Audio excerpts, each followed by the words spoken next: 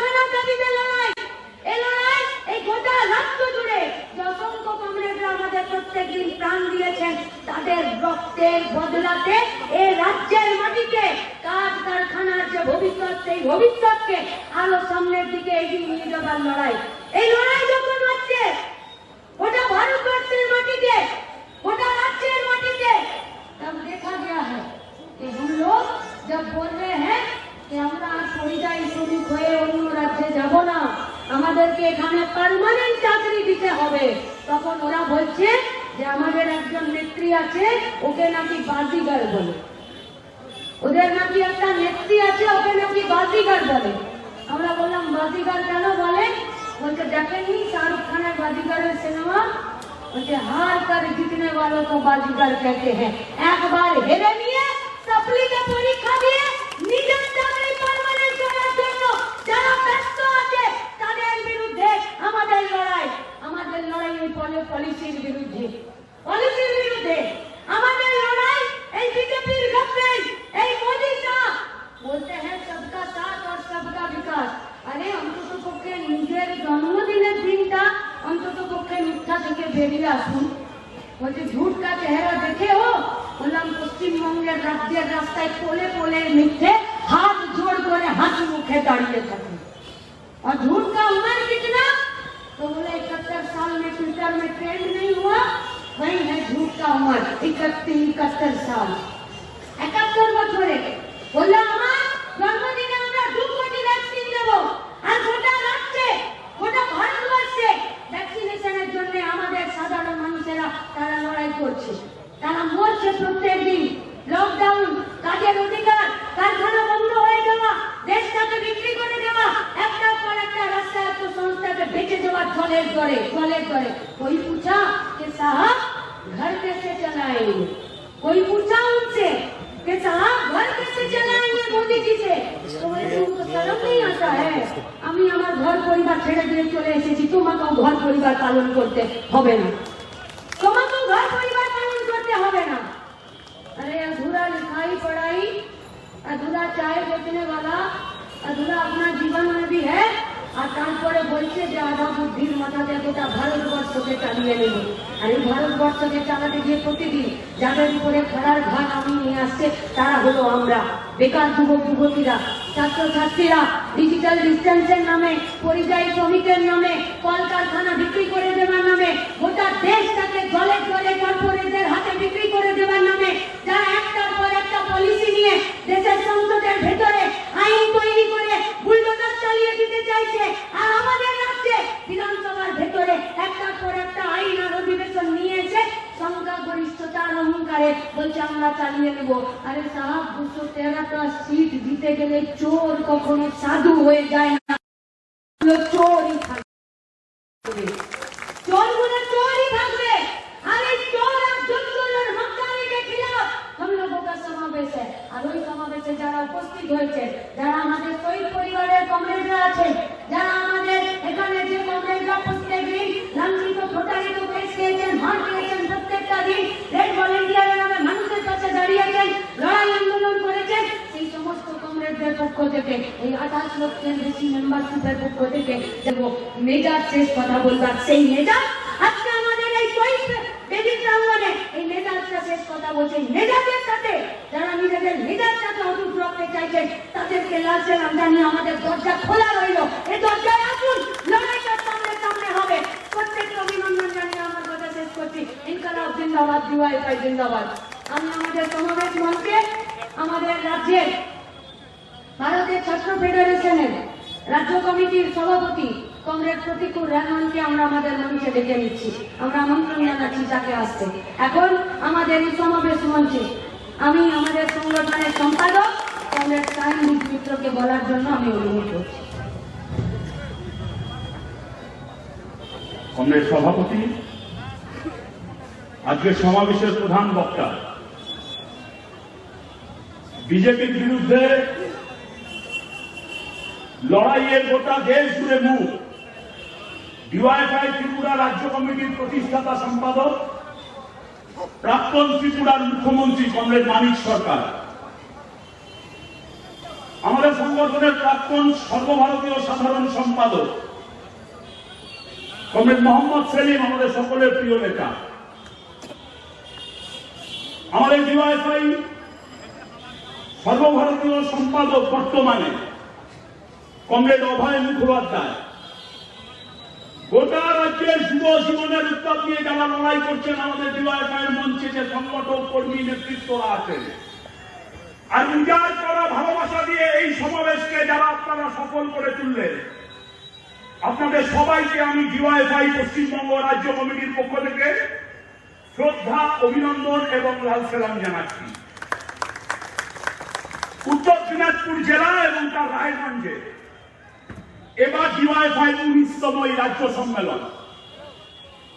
এই উত্তর দিনাজপুর জেলা এবং রায়গঞ্জের মানুষ যেভাবে উজাড় করা ভালোবাসা দিয়ে এই সম্মেলন সফল করতে এবং এই সম্মেলন গ্রহণ করতে একটা নতুন ইতিহাস তৈরি করলেন, তার জন্য ডিওয়াইএফআই রাজ্য কমিটির পক্ষ থেকে উত্তর দিনাজপুর জেলার মানুষ, রায়গঞ্জের মানুষের কাছে আমাদের কৃতজ্ঞতা, আমাদের ভালোবাসা, আমাদের শ্রদ্ধা এবং আমাদের লাল সালাম। সমাবেশ নাকি ওরা আটকাবে?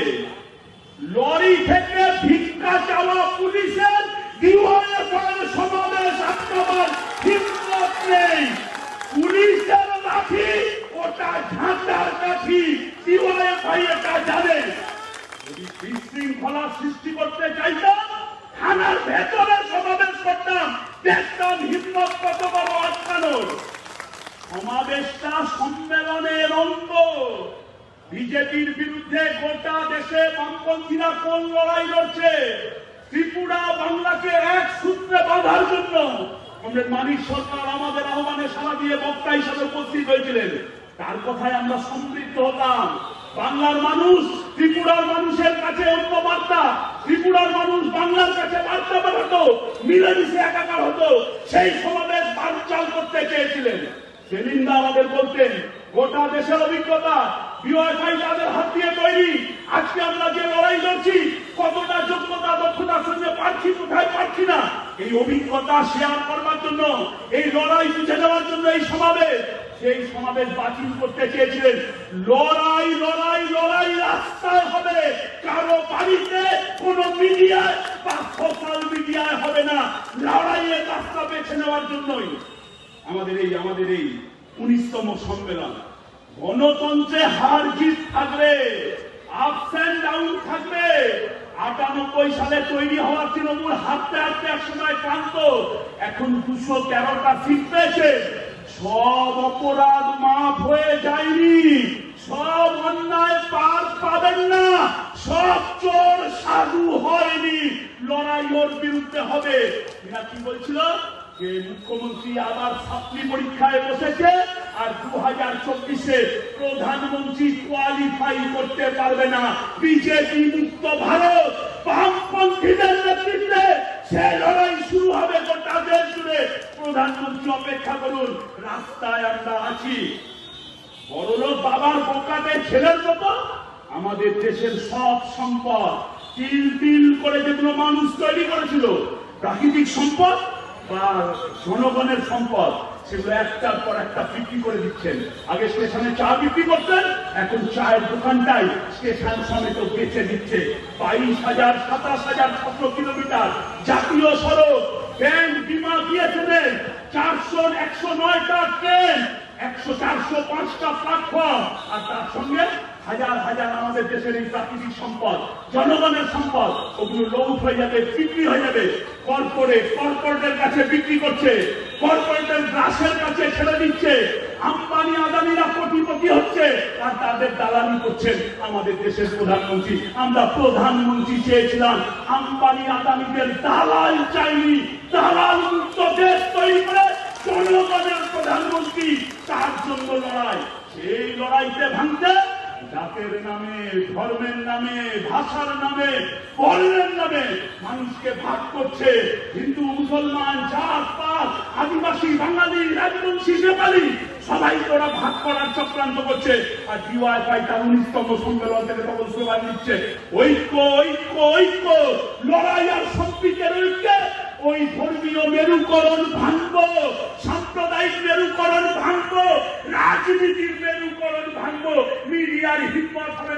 ওই মেরুকরণকে টিকিয়ে রাখা। এই দাড়িভিড় উত্তর দিনাজপুর জেলার সেই দাড়িভিড়কে দুটো স্কুল ছাত্রকে খুন করে দিলেন গুলি চালিয়ে, তারপর ধর্ম নামে তাদের ভাগ করতে চাইলেন। সেদিন ওই দাড়িভিড়ের মাটি থেকে এই ডিওয়াইফাই আমরা বলেছিলাম ঐক্যের কাছে কোনো আত্মসমর্পণ নয়, লড়াইয়ের ময়দানে কোনো আত্মসমর্পণ নয়। সেই লড়াই সামনের দিকে জারি রয়েছে। বিজেপি পেরিয়া তৃণমূল কংগ্রেস কোন সুযোগ দিতে পারবে না বিজেপিকে। খেলা হচ্ছে, আপনি ত্রিপুরায় গেছেন বিজেপির হয়ে খেপ খেলতে, আর ত্রিপুরা থেকে বিজেপি বা গোটা দেশের বিজেপি পশ্চিম বাংলায় এসছে তৃণমূলের হয়ে খেপ খেলতে। 213টা আসন, আমরা বলছি সব অপরাধ, কোনটাই মাফ হবে না। বেকার যুবকের ভবিষ্যৎ ক্ষত বিক্ষত করেছেন, আমাদের জীবন জীবিকা তছনছ করে দিয়েছেন, নিম্নে ছিবড়া বানিয়ে দিয়েছেন। চাকরি হয়নি, কাজ হয়নি, দুর্নীতি, স্বজন পোষণ, এসএসসি, টিএসসি, টিএস নেই, কর্মসংস্থানমুখী শিল্পায়ন নেই। মানুষ খালি লাইনে দাঁড়িয়ে, কিন্তু দীর্ঘস্থায়ী লড়াই, দীর্ঘস্থায়ী কর্মসংস্থান, দীর্ঘস্থায়ী বাঁচার কোন ব্যবস্থাই সরকার করেনি।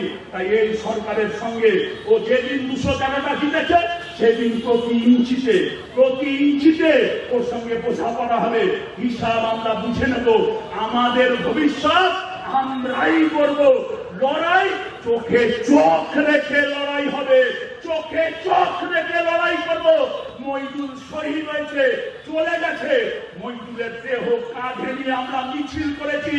আজকে ডিওয়াইফাই 28 লক্ষ কমরেড তৈরি আছে মইদুল হওয়ার জন্য। প্রতিদিন জন্মাচ্ছে হাজার হাজার মইদুল, রক্তে মইদুল হওয়ার লেখা আমাদের মধ্যে লিখে আছে। তাই আজকের এই সমাবেশ ওরা ভেঙে দিয়েছে।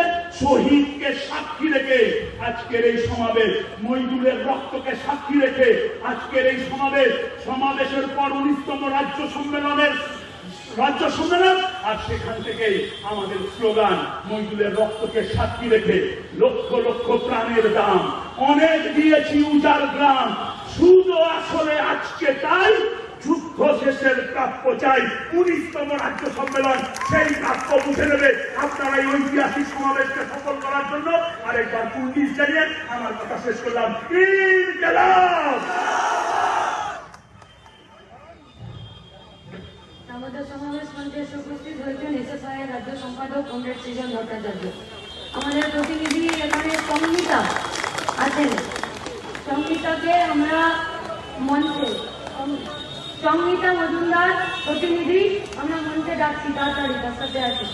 এখন আমাদের এই সমাবেশে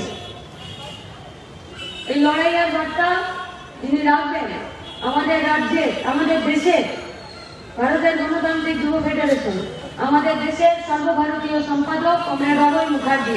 আমি অভয় মুখার্জিকে তার প্রিয় কমরেড মানিক সরকার, আমাদের লড়াই সংগ্রামের সাথী, আমাদের সংগঠনকে এগিয়ে নিয়ে গেছেন সারা দেশে। আমাদের সংগঠনের প্রাক্তন সাধারণ সম্পাদক কমরেড সেলিম দা, আমাদের অন্যান্য রাজ্যের নেতৃবৃন্দ হিমাচল থেকে এসছেন, উড়িষ্যা, ঝাড়খণ্ড থেকে এসছেন, মহারাষ্ট্র থেকে এসছেন এবং সমবেত কমরেডগণ এবং বন্ধুগণ, আমি খালি একটা কথাই আমি বলতে চাই আপনাদের কাছে যে আমরাই পারি, ডিওয়াইফাই পারে সমস্ত প্রতিকূলতাকে ওভারকাম করে সামনের দিকে লড়াইকে এগিয়ে নিয়ে যাওয়া। এই প্রেরণা যে ডিওয়াইফাই পারে, আজকে যেভাবে এরা সমাবেশটাকে বানচাল করতে চাইল, তার বিরুদ্ধে এই সমাবেশটা করে দেখিয়ে ডিওয়াইফাই এটা প্রমাণ করলো আমরাই পারি, আমরাই পারবো। ভবিষ্যৎটা আমাদেরকেই করতে হবে, অন্য কেউ আমাদের হয়ে করে দেবে না। আপনারা জানেন যে একটা কঠিন পরিস্থিতির মধ্যে আমরা আছি। বলছে রাজ্যে নাকি বামপন্থীরা শূন্য হয়ে গেছে। আমি অনেক বক্তৃতা করবো না। এখানে যারা তৃণমূল করেন, এখানে যারা বিজেপি করেন, ডিওয়াইফাইয়ের মিছিলটাকে আটকানোর জন্য যারা রাত দিন চেষ্টা করেছেন, রাতে ঘুমননি ভালো করে, কি করে যে মিছিলটা আটকে দেওয়া যায়, কি করে সমাবেশটা বাতিল করা যায়। দুঃখের হলেও এটা সত্যি। শুধু রায়গঞ্জ না, সারা পশ্চিম বাংলায় যখন দ্বিতীয়বার কোভিড হয়েছিল, রাত্রে বেলায় তৃণমূল নেতার বইয়ের শরীর খারাপ হলেও প্রথম ফোনটা করেছে ডিওয়াইএফআই কমরেডকে, ভাই একটু এসো, একটু অক্সিজেনটা দাও, আমাকে একটু বাঁচাও, তৃণমূলের নেতা টাকা থেকে ব্যস্ত। আর আমাদের কমরেডরা রাতের পর রাত জেগে পিপি কিট পরে হাসপাতালে গেছে, মরদেহ নিয়ে গিয়ে সৎকার করেছে। তৃণমূলের নেতা, বিজেপির নেতা কাউকে বাদ দেয়নি। এত বড় মন নিয়ে এই কাজ ডিওয়াইএফআই করতে পারে। আমি তো সব জায়গায় বলি, জন্ম থেকে আমরা স্লোগান দিয়েছি, সকলের জন্য কাজ চাই। সকলের কাজ মানে হিন্দুর কাজ, মুসলমানের কাজ, খ্রিস্টানের কাজ, বামুনের কাজ, আদিবাসীর কাজ, ছেলের কাজ, মেয়ের কাজ, তৃণমূলের কাজ, বিজেপির কাজ, সিপিএম এর কাজ, সবার কাজ। আমরা বলিনি তো আমাদের কাজ দাও। ভারতবর্ষে আর একটা সংগঠন দেখাতে পারবেন না যারা এত বড় হৃদয় নিয়ে বলেছে সব বেকারের কাজ দাও, সব বেকারের কাজ দাও। সেজন্য এখনো এত আক্রমণ, এত কমরেড খুন, এত কমরেড শহীদ, তারপরেও গোটা ভারতবর্ষে যুবদের সবচেয়ে বড় সংগঠনটার নাম হচ্ছে ডিওয়াইএফআই, ভারতের গণতান্ত্রিক যুব ফেডারেশন। আমাদের সংগঠন স্যাক্রিফাইস এন্ড স্ট্রাগল, একদিকে লড়াই, একদিকে সংগ্রাম, আর একদিকে জীবন দিয়েছে আমাদের কমরেডরা। আপনারা জানেন ভগৎ সিংকে যখন ফাঁসি দেওয়া হয়েছিল, ভগৎ সিং এর মা বিদ্যা দেবী তিনি লাহোরের একটা জনসভায় ভাষণ দিয়েছিলেন। ভগৎ সিং আমাদের প্রেরণা, নওজোয়ান সভা তৈরি করেছিলেন পাঞ্জাবে। ভগৎ সিং এর উত্তরসূরি আমরা। এমনি এমনি ভগৎ সিং হয় না তৃণমূল বিজেপি, এটা শুনে রাখুন। ভগৎ সিং এর মা ভগৎ সিং এর ফাঁসি হয়ে যাওয়ার পরে জনসভায় বলছেন যে আমার একটা ছেলে ব্রিটিশ শাসকের বিরুদ্ধে প্রাণ দিয়েছে, আমার কোনো দুঃখ নেই।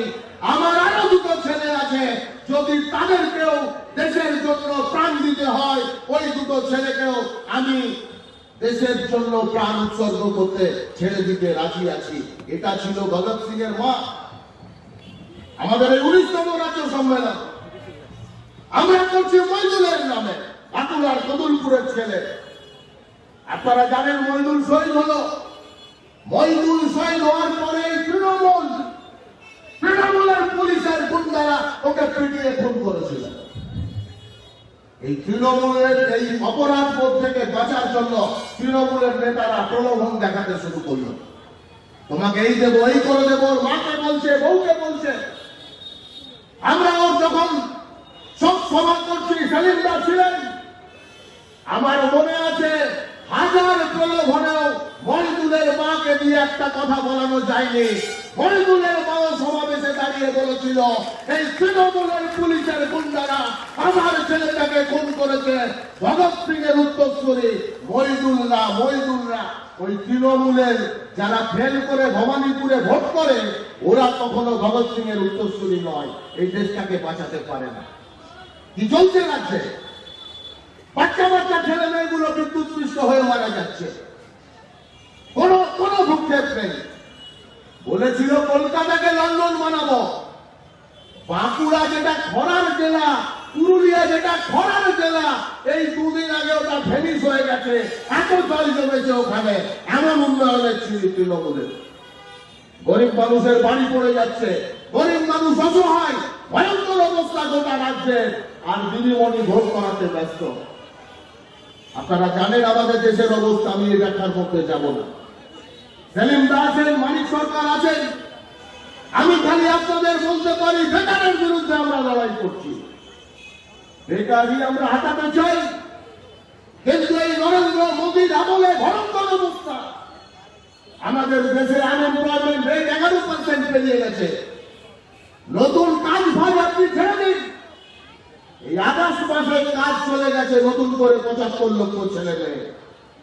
গোটা দেশে কোথাও কাজ নেই, গণতান্ত্রিক অধিকার নেই, ধর্মের নামে মানুষকে ভাগ করা হচ্ছে। আমরা যারা ডিওয়াইএফআই করি, আমরা বলি এই দুনিয়ায় দু রকম মানুষ আছে, একটা গরিব, একটা বড় লোক। এছাড়া মানুষের কি ভাগ হয়? দুনিয়ার সব গরিবের কষ্ট এক। একটা হিন্দু বাড়ির ছেলে খেতে না পেলে তার পেটের খিদের যা কষ্ট, একটা মুসলমানের ছেলে খেতে না পেলে তার পেটের খিদের একই কষ্ট। গরিবের পেটের খিদে ধর্ম ধর্ম করে আলাদা করা যায় না। আর এই তৃণমূল বিজেপি এরা গরিব যখন ঐক্যবদ্ধ হচ্ছে, গরিব যখন এক হচ্ছে, তখন তুমি হিন্দু, তুমি মুসলমান, তুমি খ্রিস্টান, এই করে ওরা গরিবের ঐক্যটাকে ভাগ করতে চাইছে। সেই জন্য এই প্রচেষ্টা আছে। আমি আপনাদের বলবো, আপনাদের সজাগ থাকতে হবে। আমি শেষ এই কথা বলতে চাই, গোটা গোটা ভারতবর্ষে ডিওয়াইএফআই লড়ছে। আপনারা দেখেছেন ত্রিপুরাতে বিজেপি কি ভয়ঙ্কর আক্রমণ করেছে। আমাদের ত্রিপুরার নেতা নবারুর এসছে, ত্রিপুরা রাজ্যের সেক্রেটারি, ওর বাড়িটা ছিন্নভিন্ন করে দিয়েছে বিজেপির গুন্ডারা। একবার নয়, দুবার ওর বাড়ি ভাঙল। তারপর দিনেই গোটা ত্রিপুরাতে ডিওয়াইএফআই মিছিল করেছে। তামিলনাড়ুতে প্রতিদিন আমাদের কংগ্রেসদেরকে জেলে পুড়ছে, লড়াই করছে, প্রতিবাদ করছে বলে। সেই জন্য এই রাজ্যে, এই দেশে, গোটা ভারতবর্ষ জুড়ে ডিওয়াইএফআই লড়ছে। সকলের কাজ চাই, গণতন্ত্র চাই, আমাদের দেশের সম্প্রীতিকে আমরা রক্ষা করতে চাই। এই আহ্বান নিয়ে রাজ্য সম্মেলন, এখানে ডেলিগেটরা আছেন, উত্তর দিনাজপুরের মানুষরা আছেন, অনেক মানুষ আছেন যারা আমাদেরকে সাহায্য সহযোগিতা করেছেন।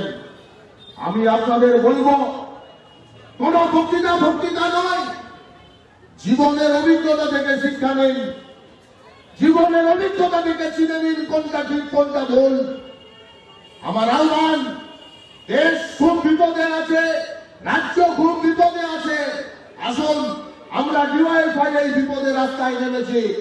আপনারাও আমাদের পাশে থাকুন, আপনারাও আমাদের লড়াইকে সহযোগিতা করুন, যাতে ক্ষুদিরাম ভগৎ সিং এর এই দেশকে আমরা রক্ষা করতে পারি, আমাদের দেশের সম্প্রীতিকে আমরা রক্ষা করতে পারি।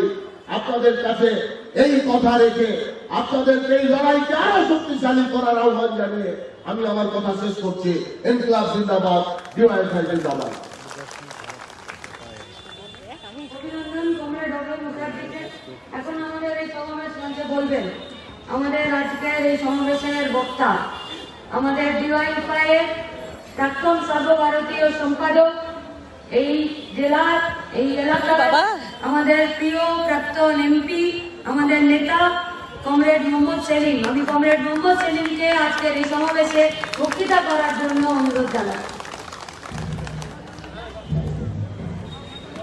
লড়ে তো যথেষ্ট লড়ে। काफी সভানেত্রী মীনাক্ষী মুখার্জি, যুব আন্দোলনের আমার পূর্বসূরি মানিকদা, যুব আন্দোলনে আমার উত্তরসূরি নেতৃবৃন্দ এখানে বসে আছেন। এ রাজ্যে, এ দেশে, আমাদের প্রতিবেশী রাজ্যগুলো, আপনারা জানলে খুশি হবেন, ডিওয়াইএফআই রাজ্য সম্মেলন উপলক্ষে এখানে উপস্থিত আছেন ওড়িশা, ত্রিপুরা, মহারাষ্ট্র, হিমাচল প্রদেশ, ঝাড়খণ্ড, কয়েকজন তারা এসছেন নেতৃত্ব। কারণ পশ্চিমবঙ্গে যুব আন্দোলনের একটা ইতিহাস আছে। গোটা দেশে ভারতের গণতান্ত্রিক যুব ফেডারেশন ডিওয়াইএফআই গড়ে ওঠার আগে আমাদের পূর্বসূরীরা 60-এর দশকের উত্তাল আন্দোলনে, যখন কৃষক আন্দোলন, যখন সাম্রাজ্যবাদ বিরোধী আন্দোলন ভিয়েতনামে, কলকাতা উত্তাল, যখন ক্ষেত্রজীবীর লড়াই, শ্রমিকের লড়াই, আর এই সব লড়াইকে সূত্রবদ্ধ করে যখন বাম ঐক্য গড়ে উঠছে, মানুষের ঐক্য গড়ে উঠছে, তখনও বামফ্রন্ট গড়েনি, তখন গণতান্ত্রিক যুব ফেডারেশনের জন্ম। তারপরে অনেক পথ হেঁটে, অনেক রক্ত ঘামের বিনিময়ে গোটা দেশে ডিওয়াইএফআই ভারতের গণতান্ত্রিক যুব ফেডারেশন গড়ে উঠল 1980 সালে। আজকে এখানে রাজ্যের সম্মেলন। আমি রায়গঞ্জবাসীকে, উত্তর দিনাজপুর জেলার মানুষকে বাম মনস্ক মানুষদেরকে, গণতন্ত্রপ্রিয় মানুষকে, ধর্মনিরপেক্ষ মানুষকে ধন্যবাদ জানাবো। 2 মাসের কম সময়ের প্রস্তুতি, তারা সাদরে ডিওএফআই এর এই 19তম রাজ্য সম্মেলনকে গ্রহণ করলেন। দুহাত উজাড় করে সাহায্য সহযোগিতার হাত বাড়িয়ে দিলেন। গোটা রায়গঞ্জকে ডিওএফআই এর শহর হিসেবে সাজিয়ে তুললেন এবং যে প্রতিনিধিরা আসবে তাদের যাতে কোনো অসুবিধা না হয় তার জন্য অভ্যন্তরীণ ব্যবস্থা করেছেন। আমি আপনাদের সবাইকে ধন্যবাদ জানাচ্ছি। আমাদের সম্মেলন শুরু হয় শহীদ বেদিতে মালা দিয়ে শহীদদের স্মরণ করে। সবাই বক্তৃতার মধ্যে বলি এইখানেই শহীদ বেদি করা হয়েছে। সমাবেশের পরে শহীদদের মালা দিয়ে ঝান্ডা পতাকা উত্তোলন করে ওরা ডিওএফআই নিজের কাজ শুরু করবে সম্মেলন। তার আগে মানুষকে জানানো যে কেন এই সম্মেলন, কারা এই ডিওএফআই, কি করতে চায়, কি দাবি, এগুলো প্রকাশ্য সমাবেশ করতে হয়। কোন পরিবেশের মধ্যে আজকে আমাদের রাজ্য, আমাদের দেশ, আমাদের বিশ্ব, সেটা তো আজকে যুব সম্প্রদায়কে জানা দরকার। যদি চাচা আপন যান বাঁচা বললে তো হবে না, আপনি বাঁচলে বাপের নাম বললে তো হবে না। কৃষকদের যে লড়াই হচ্ছে, শ্রমিকদের যে লড়াই হচ্ছে, দেশের অর্থনৈতিক যে অবস্থা হয়েছে, এই করোনা কালে লকডাউনে যা হয়েছে, এই সব তো বোঝার দরকার। তার উপর দাঁড়িয়ে জীবনের দাবি। কিন্তু এখানকার প্রশাসন দেখে করলো। কালকে আমি হঠাৎ শুনলাম পরশু রাত্রে সমাবেশ করতে দেওয়া যাবে না। আরে ত্রিপুরায় ওই বিপ্লবদের সরকার আছে, সেখানে মানিক সরকারকে তার নির্বাচনী কেন্দ্রে যেতে দেবে না, মিটিং করতে দেবে না, সিপিএম এর অফিস যেতে বুঝতে পারি যে একটা ফাঁসিবাদী সংগঠন আরএসএস পরিচালিত বিজেপি সরকার, তারা এটা বলতে পারে। আমাদের এখানে তো বিজেপির সঙ্গে নাকি লড়ছে এমন একটা সরকার আছে, তারা কি কেন মোহাম্মদ সেলিম বা মানিক সরকার বা মীনাক্ষী মুখার্জি বা অভয় মুখার্জি বা সায়নদীপরা এখানে মিটিং করবে, আপনারা আসবেন, তাতে আপত্তি কেন? এজন্য আমি কুর্নিশ জানাবো আমার যুব আন্দোলনের নেতৃত্বকে। তারা বলল যত বাধা বিপদ আসুক সমাবেশ তো আমাদের হবে এবং আপনারা তাকে সফল করে তুললেন। আরো বিশাল করে হতো করোনার সময় স্বাস্থ্য সচেতন ভাবে, বৈজ্ঞানিক ভাবে আমরা বলি একটা শারীরিক দূরত্ব রাখতে হবে, মাস্ক করতে হবে নিজেকে বাঁচানোর জন্য। কিন্তু তার মানে এই নয় যে মুখে কথা বলতে পারবো না, তার মানে এই নয় যে স্লোগান তুলতে পারবো না, তার মানে এই নয় যে আমরা দাবি করতে পারবো না। এই দাবি করতে গিয়েই তো এই দেবাগা, এই দিনাজপুরে, এই খাপুরে কৃষক শহীদ হয়েছে। খাদ্য আন্দোলনের সময় এই কালিয়াগঞ্জে, এই জেলায় রাজনী হেমগ্রাম শহীদ হয়েছেন পুলিশের গুলিতে। তাহলে আজকে গুলি মেরে আমরা সঙ্গে করবো না? এই যুব সম্মেলনের যারা প্রতিনিধি এসছে তাদের মিছিলের সামিল হাইদুল্লাহ সাথে পুলিশের হাতে খুন হয়েছে কলকাতার রাজপথে। তাতে কি ডিওএফআই মিছিল থেমে যাবে? তাতে কি ডিওএফআই ঝান্ডা উঠে যাবে? ওরা ভুল করছে। ওরা মনে করে আমাদের মিছিলের সঙ্গে দিয়ে কয়েকজনকে গুলি মেরে শেষ করে দেবে, গুন্ডা লাগিয়ে শেষ করে দেবে, জেলে পাঠিয়ে দেবে, কালাকানি করে দেবে। এখনো দিচ্ছে কোথাও মুর্শিদাবাদে পানি কেস, কোথাও এখানে চোপড়াতে গাঁজা কেস করে না। রাজনৈতিক বিরোধীদেরকে কথা বলতে দেবো না। অনেক সন্ত্রাস, অনেক খুনোখুনি, অনেক বাধা, অনেক হামলা, অনেক মিথ্যা মামলা, কিন্তু তাও বামপন্থী শক্তিকে পুলিশের উর্দিয়ার বেরোন দিয়ে শেষ করা যায় না। আমি জানি রাজনৈতিকভাবে লড়াই হোক, নীতিগত অবস্থান নেওয়া হোক, শিক্ষার্থীরা চলে গেছে। আর পুলিশকেও বলি, হাইকোর্ট বলছে লজ্জা করে না? চিফ সেক্রেটারিকে বলছে যে দহদাস হয়ে গিয়েছ, প্রতিদিন মিথ্যাচার, শিক্ষক নিয়োগের থেকে আরম্ভ করে 100 দিনের কাজ থেকে বাড়ির টাকা দিয়ে তোলাবাজির টাকা। আমরা বুঝতে পারি যে পুলিশ অফিসার যত আগ বাড়িয়ে চামচা হয়ে সামনে আসে, আমরা যদি তোলাবাজির ভাগসে তত বেশি পেয়েছি, তবে তোলাবাজদের কথা বলি। আমরা করে চিন্তা হয় না।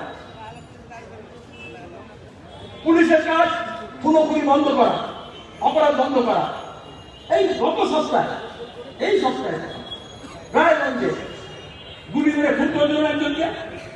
প্রতিদিন খবর পান না, খুন হচ্ছে, ছিনতাই হচ্ছে, ভেজাল হচ্ছে,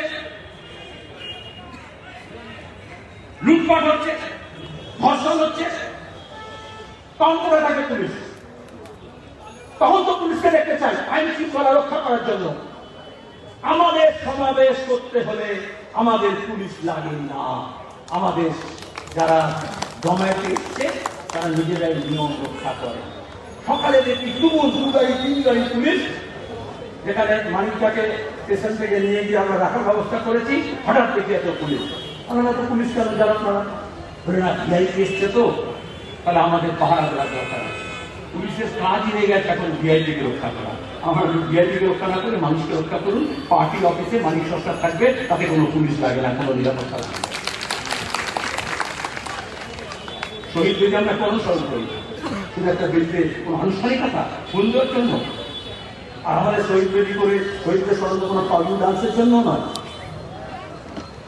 এই শপথটা নিয়ে আমি এই কাজটা করতে গিয়ে, এই দাবিটা উত্থাপন করতে গিয়ে, মানুষের স্বাস্থ্যে লড়তে গিয়ে, যুব স্বাস্থ্যের দাবি নিয়ে, শিক্ষার দাবি, স্বাস্থ্যের দাবি, জমির দাবি, ফসলের দাবি, মূল্যবৃদ্ধির বিরুদ্ধে, মানুষের ঐক্যের জন্য, সকলের সম্পদের জন্য লড়াই করতে গিয়ে কাশ্মীর থেকে কন্যাকুমারী পর্যন্ত, কাছ থেকে কৈমা পর্যন্ত আমাদের ভারতের গণতান্ত্রিক যুব প্রতিষ্ঠান এই দাবি করতে পারে এই দেশে স্বাধীনতাকালে সবচেয়ে বেশি জোয়ান শহীদ এই ডিওয়াইএফআই এর ঝান্ডা নিয়ে শহীদ হয়েছে। আজকে মহাত্মা গান্ধীজির জন্মদিন, আমাদের লজ্জা তো, যাকে আমরা জাতির চিন্তা বলি, আমি তাকে শ্রদ্ধা জানাচ্ছি, কিন্তু তাকে গুলি করলো না নাথুরাম গডসে। এটাই তো তারা থেকে এখন যারা যখন এনআরসি, সিএ, এনপিআর এর বিরুদ্ধে যখন দিল্লিতে শাহিনবাগে যখন ধর্ণা হয়, দেশের বিভিন্ন প্রান্তে হয়, বলেছিল না এই নাথুরাম গডসের উত্তরসূরিরা গলি মারো সালক, তাই একদিকে হচ্ছে শহীদরা তাদের উত্তরসূরি, আরেকদিকে হচ্ছে গলি মারো সালক জ্ঞান, যারা মনে করছে সব গুলি মেরে সব ঠিক করে দেবে। বুঝতে হবে, গুলি মেরে তুমি একজন ব্যক্তিকে খুন করতে পারো, কিন্তু তার আদর্শকে কখনো শেষ করতে পারো না, তার দর্শনকে কখনো শেষ করতে পারো না। আজকে প্রতিদিন এই অভিযান চলছে। সবসময় যে বন্দুকের গুলি, সবসময় যে টেরোরিস্ট সন্ত্রাসবাদী, সবসময় যে ব্যক্তি হত্যাকারী খুন করছে তা নয়।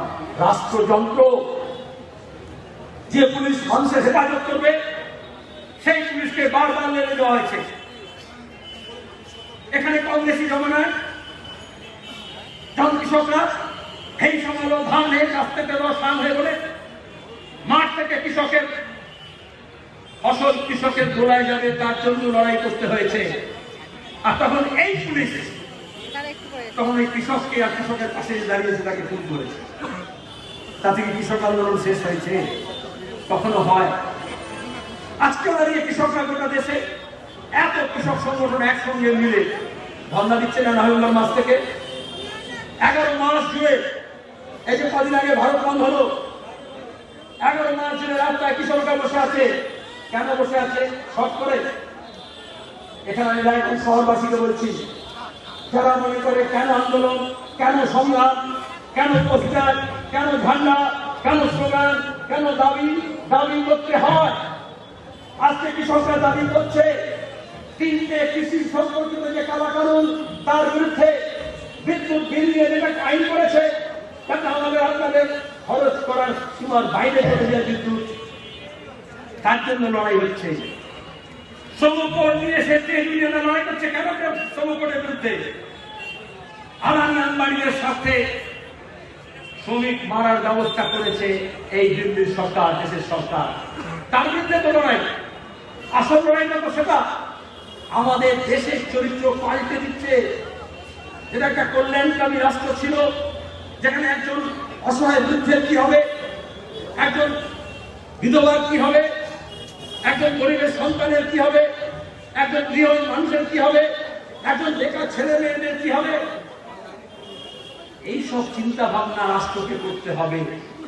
এটাই আমাদের সংবিধানের নির্দেশমূলক নীতি। রাষ্ট্র মানে তাই, রাষ্ট্র মানে পুলিশ প্রশাসন যন্ত্র নয়। রাষ্ট্র মানে পুলিশ কখনো শাসক দলের প্রশাসন হয়ে যাবে তা নয়। ওয়েলফেয়ার স্টেট সবচেয়ে অসহায়, সবচেয়ে প্রান্তিক, সবচেয়ে দুর্বল মানুষ, মুখগুলোকে ভাষা দিতে হবে, তাদের অধিকার দিতে হবে। কিন্তু আজকে কি করেছে? আমাদের সংসদ, আমাদের বিধানসভা, আমাদের পুরসভা, আমাদের পঞ্চায়েত, যেগুলো মানুষের কথা বলার কথা, যেগুলো জনপ্রতিনিধি হওয়ার কথা, যেখানে দাঁড়িয়ে এই সমস্ত বিষয়ে আলোচনা হওয়ার কথা, সেগুলোকে এমন করে দিয়েছে যেখানে চিট ফান্ডের টাকা হোক, আদানি আম্বানির টাকা হোক, কারো টাকা হোক, লুটের টাকা হোক, তোলাবাজির টাকা হোক, সেই টাকার বিধি বন্দোবস্ত করে কোথাও বিরিয়ানি খাইয়ে, কোথাও পিকের মতো কোম্পানিকে নিয়ে এসে, কোথাও মিথ্যাচার করে, কোথাও মন্দির মসজিদ হিন্দু মুসলমান করে, কোথাও মন্দিরের সামনে গরুর রক্ত দেখিয়ে, কোথাও মসজিদের সামনে শুয়োরের মাংস দেখিয়ে মানুষকে খেপিয়ে লেলিয়ে একে অপরের বিরুদ্ধে করে দিয়ে এই সংসদ, এই বিধানসভা, এই পুরসভা, এই পঞ্চায়েত, এই সব জায়গায় যেখানে মানুষের জন্য সিদ্ধান্ত হতো, সেটা এই সমস্ত দালাল, তোলাবাজ, আদানি আম্বানির দালাল, কোটিপতি তারা দখল করে নিয়েছে। চিট ফান্ডের মালিক আর নালে তার দালাল সে যাবে। ধর 10 মিনিট তাহলে যার চিটে ফান্ডের টাকা লুট হয়েছে তার কথা কেউ যাতে না বলে, সেই টাকা যাতে ফেরত না দিতে হয়। বেকার ছেলে মেয়েদের প্রতিনিধি আমাকে কাজ দাও, এ কথা যাতে না বলতে পারে। কেন স্কুল বন্ধ 2 বছর ধরে? গরিব মানুষের ছেলে মেয়েরা স্মার্টফোনে ক্লাস হবে? কার কাছে স্মার্টফোন কথা আছে? প্রথম পর্যন্ত যে ছেলে মেয়েরা স্কুলে এসেছিল, 34 বছর ধরে বামফ্রন্ট সরকার 3 করে ভূমি সংস্কার করে, ক্ষুদ্র বাজারি সেচ করে, কৃষকদের আয় বাড়িয়ে, যোগাযোগ ব্যবস্থা করে তুলে, প্রাথমিক স্কুলের একটা নেটওয়ার্ক তৈরি করে, জনশিক্ষার প্রসার তৈরি করে, যাদের নানা নানি দাদা দাদি কখন স্কুলে যায়নি সেই ঘরের ছেলে মেয়েদের স্কুলের আঙিনায় নিয়ে এসেছিল। আজকে ভারত সরকার আর আমাদের রাজ্য সরকার কি করে মিড ডে মিলের খরচ বাঁচানো যায়, ইউনিফর্মের খরচ বাঁচানো যায়, পাঠ্যপুস্তকের খরচ বাঁচানো যায়, স্কুলে শিক্ষক নিয়োগ না করে টাকা সাশ্রয় করা যায়, সেই টাকা লুট হতে পারে, বিধি বন্দোবস্ত হতে পারে, কিন্তু স্কুল খুলতে হবে না। 2 বছর যদি আপনার নিজের অভিজ্ঞতা থেকে বলেন, যারা প্রথম প্রজন্ম শিখছে তাদের 2 বছর স্কুলে না যায়, যা করেছিল সেটাও ভুলে যাবে। স্কুলে যাওয়ার রাস্তা ভুলে যাবে, শিক্ষা ভুলে যাবে। যারা ভুয়ো ডিগ্রি নিয়ে মুখ্যমন্ত্রী আর প্রধানমন্ত্রী হয় তারা এটাই চায় যে স্কুল কলেজে পড়াশোনা করে কি হবে। কারণ যত পড়বে তত শিখবে, যত শিখবে তত প্রশ্ন করবে, আর সেই প্রশ্নের উত্তর তাদের জানা নেই। সেই জন্য স্কুল বন্ধ করে দেয়, কিন্তু বার করবে, সংসারা করবে, রেস্টুরেন্ট করবে। সেই একই কারণে বলে মিটিং করতে পারবেন না, কিন্তু আমরা দুর্গা পুজো প্যান্ডেলকে টাকা দেবে যাতে ভালো করে প্যান্ডেল গড়ে তোলা যায়, অথচ সমাবেশের মঞ্চ বাড়ি লাগাবে, মানে করোনা দেখে দেখে আসবে। এই মোদী দিদির পক্ষে বলছে, তাহলে যেখানে করোনা ঢুকবে না, আর এই বিরুদ্ধে বলছে সেখানে করোনা ঢুকবে। করোনার সঙ্গে এমন কোনো বন্ধুত্ব আমাদের সঙ্গে নেই। এটা বুঝতে হবে, রোগ যেমন কোনো দল মানে না, কোনো নিয়ম মানে না, কোনো ধর্ম মানে না। রোগীর রাজ্যে টিকার জায়গা পাওয়া যায়নি সেকেন্ড ওয়েভের সময়, তখন তো যোগীজি মুখ্যমন্ত্রী আছেন বলে করোনা তো বলেনি, তাই তো? ওখানে করোনা হবে না, যখন হয় তখন সবার জন্য হয়। যখন পেট্রোল ডিজেলের দাম, রান্না গ্যাসের দাম যখন বাড়ে তখন সবার জন্য বাড়ে। আর যখন পেট্রোল ডিজেলের দাম ডবল সেঞ্চুরি, সিঙ্গল সেঞ্চুরি হয়ে গেছে, তখন আমাদের রাজ্যে সর্ষের তেল সবচেয়ে বেশি বাঙালি তো ভাজা মুচি খায়। কত টাকা দিতে এখন? কত টাকা কিলো? হ্যাঁ, 200, কেউ বলে 200, কেউ বলে 210, তাই তো? হ্যাঁ, 220। হ্যাঁ भैया अभी तो 220 हुआ है, 420 तो नहीं हुआ है। হ্যাঁ, কে কার বিরুদ্ধে বলবে? কে বলবে? এই জন্য গরিব মানুষকে এক কাটতে হতে হয়, এই জন্য সংগঠন করতে হয়, এই জন্য ঝান্ডা তুলে ধরতে হয়, এই জন্য মিছিল মিটিং করতে হয়, এই জন্য রাস্তায় নামতে হয়। যারা আজকালে সম্মেলন করছে বড় বড় পুঁজিপতিরা, তারা নিজের মধ্যে কথা বলে নিচ্ছে, তাই তো? কিন্তু আমি আপনি যাতে কথা না বলতে পারি, কাছাকাছি না আসতে পারি, তার জন্য সব রকমের বাধা এবং এই জন্য আমরা বলেছিলাম সোশ্যাল ডিস্টেন্সিং নয়, সামাজিক দূরত্ব নয়, সামাজিক নৈকট্য তৈরি করতে হবে, মানুষকে আরো কাছাকাছি আসতে হবে। কাছাকাছি আসার মনোভাব থেকেই রেড ভলেন্টিয়ারে যখন অক্সিজেনের সিলিন্ডার নিয়ে ছুটেছে, যখন দাঁড়িয়ে সরকার অ্যাম্বুলেন্স দিতে পারছে না, কারণ টোটো করে নিয়ে রুগীকে হাসপাতালে পৌঁছে দেওয়ার ব্যবস্থা করেছে, এটাই হচ্ছে তার মানবিক দিক। আসলে তাকে প্রথমে মানুষ হতে হয়, মানুষের জন্য দরদ থাকা হয়, আর তারপরে তার জন্য কাজে ভাবনা করতে হয়। এই মঞ্চে ব্যবহার করে এই ছাত্র যুবরাই আমাদের বামপন্থী ছাত্র যুবরাই ভলেন্টিয়ার, তাদেরকে আমি বেশ সেলুট জানাচ্ছি যেভাবে তারা উদাহরণ তৈরি করেছে। একদিকে লুটে খাওয়ার লোক, আজকে আমাদের দেশে হোক রাজ্যে হোক, লুটে খাওয়ার লোক লাট সাহেব হচ্ছে, আর যারা খেতে খাওয়া লোক তাদের কাজের অধিকার কেড়ে নিয়ে খুঁটে খাওয়া করে নিচ্ছে। আমরা যাতে সবাই খুঁটে খাওয়াতে পরিণত না হই, তার জন্য এই লড়াইটা করতে হবে। আমরা খেতে খাওয়া মানুষ, কেউ কাউকে খাওয়ায় না। হ্যাঁ, जब तक मेरे हाथ में छाले नहीं पड़ते तब तक मेरे बच्चे के पेट में दिवाले नहीं पड़ते। যতক্ষণ না হাতে খোঁজটা ধরে ততক্ষণ তার ছেলের মুখে অন্ন জোটায় না। আর এই জন্য আমরা কাজের অধিকার চাই, কারণ কোনো দয়া চাই না। আর সেই কাজের অধিকার লড়ে নিতে হয়, সেই জন্য লড়াইয়ের অধিকার চাই। এটা আসলে হক কথা, হক কথা বলতে জানতে হয়, হকের লড়াই লড়তে হয়। কিন্তু হকের লড়াই করতে গেলে হক চাই, সেই হকটাই হচ্ছে সংগঠন। আর এই জন্যই আমাদের অফিসগুলোতে আক্রমণ করেছিল, এখান থেকে ত্রিপুরা পর্যন্ত। এজন্য দক্ষিণপন্থী উত্থান মানে বলে সংগঠন করো না, পতাকা দ্বন্দ্ব ভেঙে দাও, শহীদ ভেঙে দাও, জেগের মূর্তি ভেঙে দাও, সুকান্ত মূর্তি ভেঙে দাও। কেন বলো? যাতে গরিব মানুষের মাথা তুলে দাঁড়ানোর হক না থাকে। এই জন্য বলে সম্মেলন করতে দেবো না, করলে প্রকাশ্য সমাবেশ করতে দেবো না।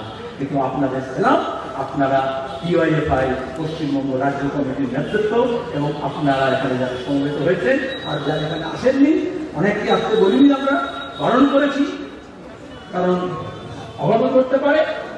কিন্তু তা সত্ত্বেও যারা এসছেন তারা এটা বুঝিয়েছেন, হ্যাঁ ডিওয়াইএফ এর হক আছে, সে সমাবেশ করে দেখিয়ে দিয়েছে। এই হক দিয়েই সে হকের জন্য লড়াই করবে এবং হক আদায় করে ছাড়বে। এই সিদ্ধান্ত আপনারা করবেন। 19তম সম্মেলনকে আমি সফল করার জন্য আপনাদের যেমন ধন্যবাদ।